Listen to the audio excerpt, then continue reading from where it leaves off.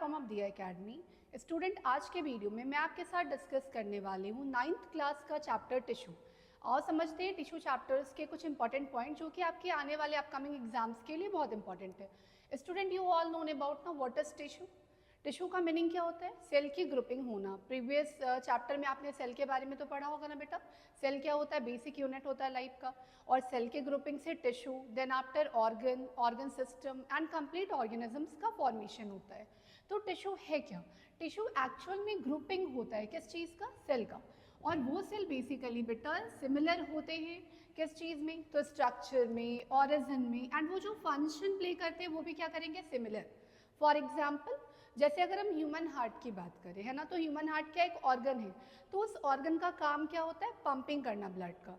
तो उसके अंदर जितने भी टिश्यू इन्वॉल्व है वो सारे टिश्यू का फंक्शन क्या होगा? पंपिंग ऑफ ब्लड में ही हेल्प करेंगे।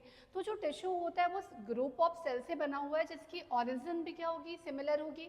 और फंक्शन भी वो क्या प्ले करेगा? सिमिलर करेगा। अगर हम बात करें तो टिश्यू प्लांट में भी है, टिश्यू एनिमल में भी प्रेजेंट है। सबसे पहले अगर हम प्लांट टिश्यू की बात करें कि प्लांट टिश्यू क्या होता है, तो ऐसा टिश्यू जो प्लांट बॉडी में प्रेजेंट हो। और प्लांट के बॉडी में जो टिश्यू होते हैं उसे हम दो पार्ट में डिवाइड करते हैं। First one meristematic and second one is permanent. इन दोनों में क्या डिफरेंसेस है? अगर हम मेरिस्टेमेटिक की बात करें स्टूडेंट, तो मेरिस्टेमेटिक ऐसे प्लांट टिश्यू को कहा जाता है जिसके पास कैपेसिटी होती है डिवाइड करने की। अगर यानी कि टिश्यू जो है डिवीजन में हेल्प कर रहा है, जिसके सेल के अंदर कैपेसिटी है डिवाइड करने की, उसे मेरिस्टेमेटिक कहेंगे। एंड देन जो मेरिस्टेमेटिक के बाद जो परमानेंट टिश्यू है बेटा, वो अपनी कैपेसिटी डिवाइड करने की क्या कर देता है बेटा? लॉस कर देता है। अभी हम समझेंगे कि मेरिस्टेमेटिक भी क्या होते हैं? 3 टाइप्स के होते हैं, ग्रोथ में हेल्प करते हैं, है ना। कौन कौन से होते हैं? Apical, lateral and intercalary.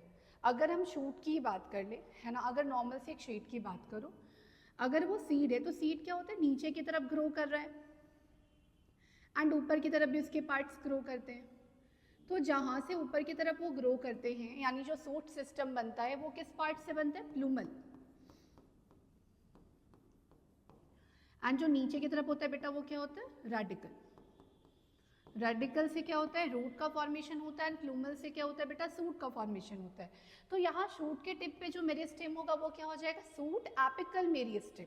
और यहाँ रूट यानी रेडिकल वाले पार्ट के पास जो मेरिस्टेम होगा वो क्या हो जाएगा? Root apical meristem. यानी एपिकल मेरिस्टेमेटिक टिश्यू का फंक्शन क्या हुआ? रूट और शूट में ग्रोथ देना। मतलब मैंने आपको स्टूडेंट अभी क्या बताया कि meristematic tissue is the type of tissue that have the capacity to divide and that help in growth. अब यहाँ पर मैंने बताया दो टाइप के होते हैं, है ना। सबसे पहले तो मेरिस्टेमेटिक 3 टाइप के हैं, apical, lateral and intercalary. And apical को भी दो पार्ट में डिवाइड किया, एक रूट एपिकल है, दूसरा सूट एपिकल मेरिस्टेम है। तो हम डिटेल में समझते हैं ना कि एपिकल, लेटरल, इंटरकैलरी कहाँ कहाँ प्रेजेंट होते हैं और इसके फंक्शन क्या होते हैं। तो एपिकल जो होता है बेटा वो सूट और रूट पार्ट में प्रेजेंट होता है, यानी सूट पार्ट में जो एलोंगेशन हो रहा है या रूट में जो एलोंगेशन हो रहा है उसके लिए कौन रिस्पॉन्सिबल है? उसकी हाइट देने में कौन रिस्पॉन्सिबल है? एपिकल, है ना। और अगर हम लेटरल की बात करें तो प्लांट के बॉडी में जो गर्थ होता है ना, जो डायमीटर एरिया है जो इंक्रीज हो रहा है वो कौन देगा? लेटरल देगा, ठीक है। और इंटर कैलोरी का फंक्शन क्या होता है? Inter calorie node and inter node का क्या करता है?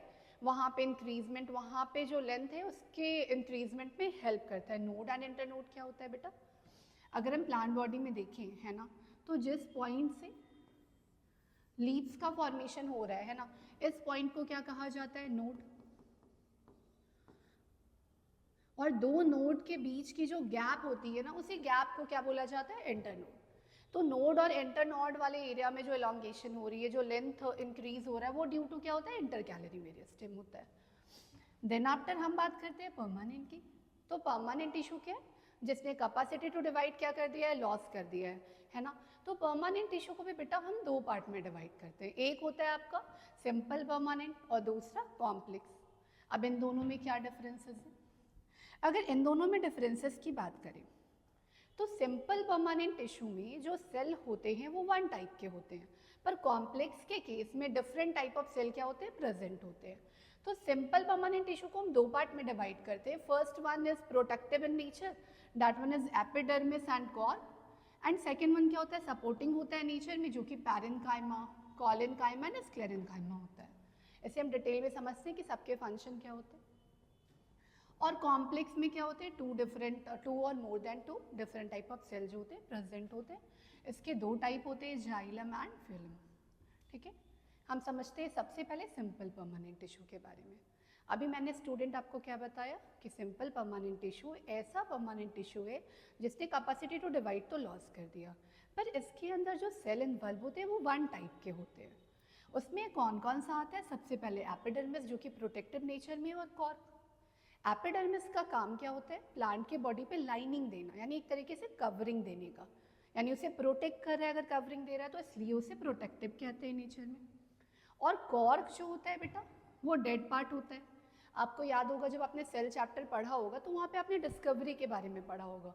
तो सेल के डिस्कवरी में आपने देखा होगा कि रॉबर्ट हुक ने सेल का डिस्कवरी जब किया था तो उन्होंने कॉर्क वाले एरिया के ही हेल्प से, है ना, सेल का डिस्कवरी किया था। ओक ट्री में उन्होंने क्या देखा था? बार्क रीजन है, वहाँ बार्क रीजन के पास उन्होंने अपने थ्रू जो माइक्रोस्कोप प्रिपेयर किया था प्रिमिटिव, उसके थ्रू उन्होंने देखा था कि वहाँ पे क्या है, डेड सेल प्रेजेंट थे, तो सेल का डिस्कवर हो गया था। देन हम बात करते हैं सपोर्टिंग। तो सपोर्टिंग जो परमानेंट टिश्यू होता है इसको तीन पार्ट में डिवाइड करते हैं, पैरेन्काइमा, कॉलेन्काइमा एंड स्क्लेरेन्काइमा। पैरेन्काइमा जो होता है ये पैरेन्काइमा बेटा क्लोरोफिल भी कंटेन करता है, इसके पास एयर कैविटी भी होती है। अगर ये क्लोरोफिल कंटेन कर रहा है इट मीन कि ये फोटोसिंथेसिस में हेल्प करेगा। तो पैरेन्काइमा के भी दो पार्ट हो जाते हैं, that one is a क्लोरेन्काइमा and एरेन्काइमा।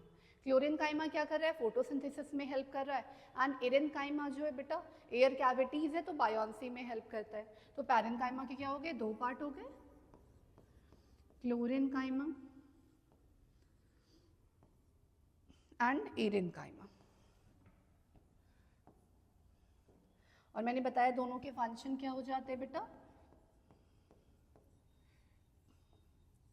जो क्लोरेन्काइमा होता है वो फोटोसिंथेसिस में हेल्प करता है, एरेन्काइमा क्या करता है? बायोन्सी में हेल्प करता है। फिर अगर हम बात करें कॉलेन्काइमा की, तो कॉलेन्काइमा क्या हो जाता है? प्लांट के बॉडी में स्ट्रेंथ देने में हेल्प करता है। ऐसे तो ये लिविंग सेल का बना हुआ है, एंड कॉलेन्काइमा में क्या होता है बेटा? एक्चुअली ऐसे तो सेल किस चीज़ के बने होते हैं? सेलुलोज के सेल के वॉल बने होते हैं ना। तो यहाँ कॉलेन्काइमा में भी जो सेल वॉल है ये आपका सेलुलोज का बना है, पर साथ में यहाँ पे और भी केमिकल का डिपोजिशन हो जाता है, जस्ट लाइक लिग्नीन। ठीक है, तो थोड़ा ये जो होता है कॉलेन्काइमा ये स्ट्रेंथ प्रोवाइड कर रहा है, लेकिन इसके जो सेल है उसकी नेचर क्या है? लिविंग है।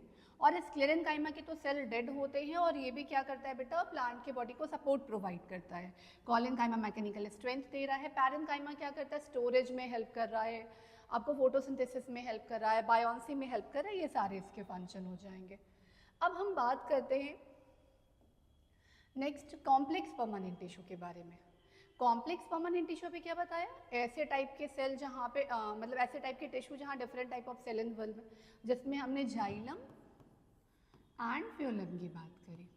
ठीक है, सबसे पहले अगर हम जाइलम की बात करें तो जाइलम जो होता है बेटा ये प्लांट के अंदर क्या करता है? वाटर के ट्रांसपोर्टेशन में एंड मिनरल के ट्रांसपोर्टेशन में हेल्प करे, यानी इसका फंक्शन क्या हो गया? ट्रांसपोर्टेशन।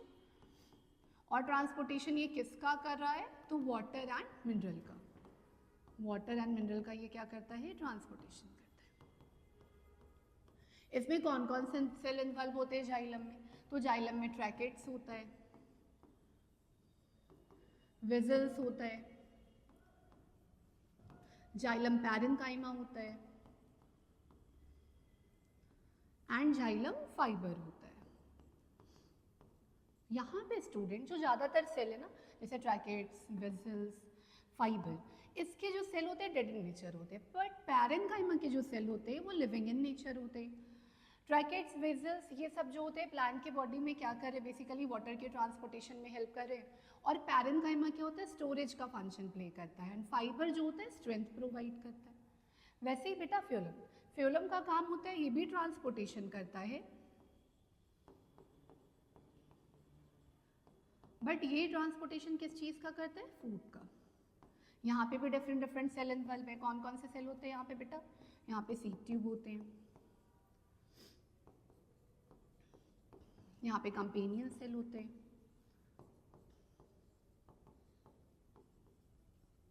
और क्या होता है बेटा? Parenchyma and fibre. इनकी फंक्शन की अगर हम बात करें तो सीड ट्यूब क्या कर रहा है, फूड के ट्रांसपोर्टेशन में हेल्प कर रहा है। एक्चुअली बेटा जो कंपेनियन है ना, यहाँ पे कंपेनियन देने का काम करता है। कंपेनियन कैसे, एक्चुअली सीड ट्यूब के पास अपना खुद का न्यूक्लियस होता नहीं है, तो न्यूक्लियस ना होने की वजह से ट्रांसपोर्टेशन में प्रॉब्लम होगी, तो इसमें कौन हेल्प करता है, कंपेनियन इसकी हेल्प कर रहा है। एंड पैरेन्काइमा तो बेटा क्या करेगा, पैरेन्काइमा का फंक्शन ही जो फूड प्रिपेयर उसे स्टोरेज में हेल्प कर रहा है। एंड फाइबर जो होता है यहाँ पे स्ट्रेंथ देने का काम करता है। यानी कि जाइलम का फंक्शन क्या हो गया, transportation of water and mineral. Phloem का फंक्शन क्या हो गया, ट्रांसपोर्टेशन ऑफ फूड, और इस प्रोसेस को क्या बोला जाता है, ट्रांसलोकेशन। जाइलम में कौन कौन से सेल इन्वॉल्व थे, tracheids, vessels, parenchyma and fibre. Phloem के केस में sieve tube, companion cell, parenchyma and fibre. I hope कि आपको ये सारे टॉपिक अच्छे से समझ में आए होंगे। नेक्स्ट वीडियो में मैं आपके साथ डिस्कस करूंगी एनिमल टिश्यू। Thank you.